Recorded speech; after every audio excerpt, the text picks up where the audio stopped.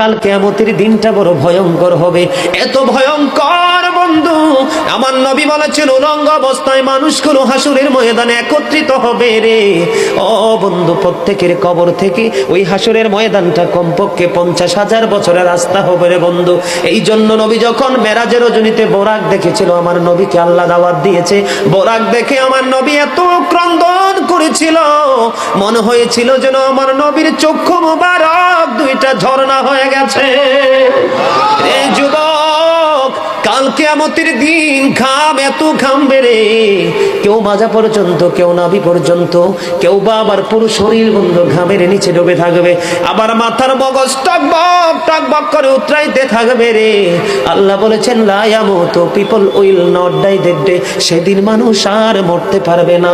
আল্লাহ বলেছেন ফিহা ওয়ালা ইয়াহইয়া, people will not be able to live that day, মানুষ